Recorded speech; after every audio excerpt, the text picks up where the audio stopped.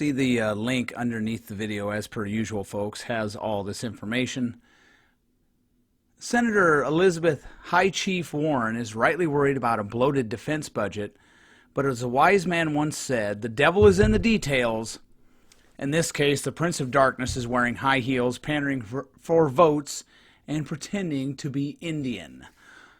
Quote, while promising to reduce America's bloated defense budget, Democrat presidential hopeful Elizabeth Warren, High Chief Warren, also says she plans to spend taxpayer dollars paid for transgender surgery for members of the military who want it.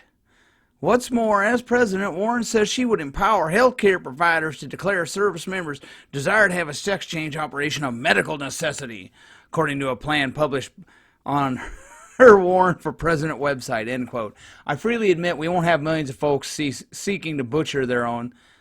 I don't think there's millions of mentally ill people in the military, some, but I freely admit we won't have millions of folks seeking to butcher their own bodies to placate a mental illness.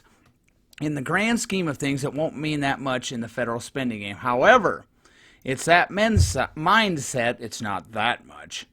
It's that mindset that has led us into the fiscal hole that we are in.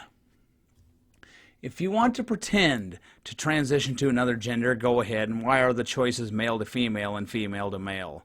Why not female to binary? Because it's BS and it doesn't exist. If you want to pretend to transition to another gender, go ahead and do what you need to do. I don't want to pay for it. It's a mental illness. I'm not paying for your mental illness.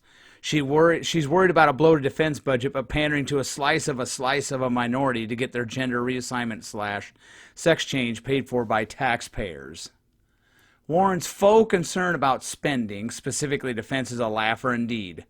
And I've got some links to a couple of videos on that you will need to watch. Social Security alone is larger than the Pentagon budget, plus OCO, Overseas Contingency Operations, and Medicare will soon move into the number 2 slot. So-called means-tested entitlements, that's food stamps, Medicaid, LIHEAP, public housing, have grown much faster than defense spending since the fiscal year 1962 through 81 base period. Interest payments on the debt have been a much bigger problem in the past than they were under our last 2 presidents, but they're going to rear their ugly heads again. Yes, Liz, there's a lot of waste / pork at the Pentagon, but you're missing the big picture, troglodyte. Consider that Warren is actually one of the better senators on federal spending, which means we have a dais that is very fiscally irresponsible. She still has a lot of work to do. According to data from Spending Tracker, in the 115th Congress, and this is all bills, so if someone votes for a mammoth spending increase and it does not become law, it will push them down the totem pole. Get it? Elizabeth Warren pushing them down the totem pole? Ha ha ha! Warren voted to add only $331 billion in new spending in the 115th Congress. That puts her in the middle of the pack, roughly.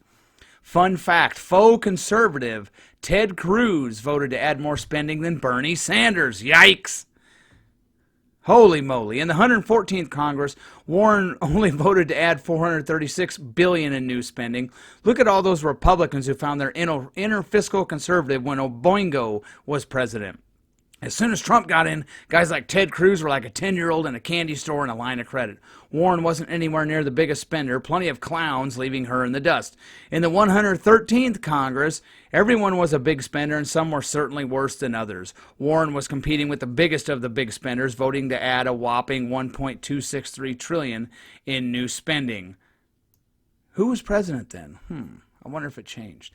As for all congressional sessions, 111th through the 116th, and I axed this on December 4th, 2019, Warren has voted to add more than $2 trillion in new spending.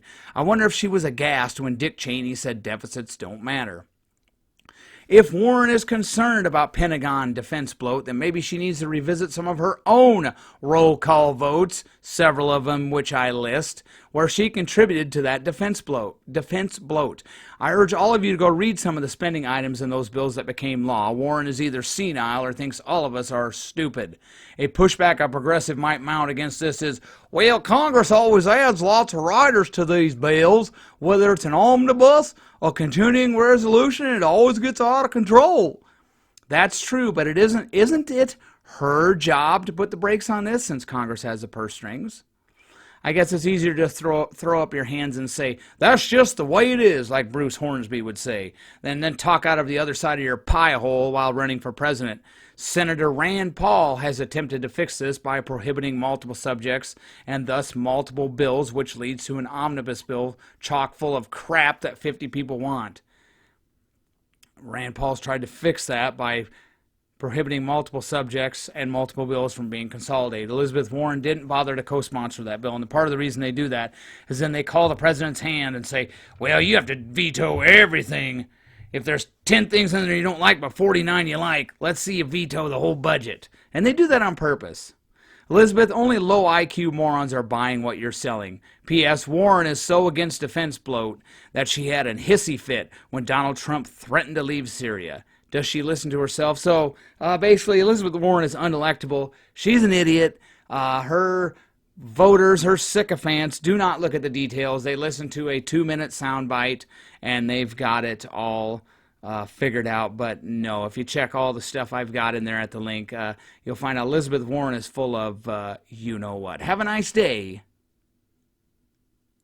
and don't thank me now.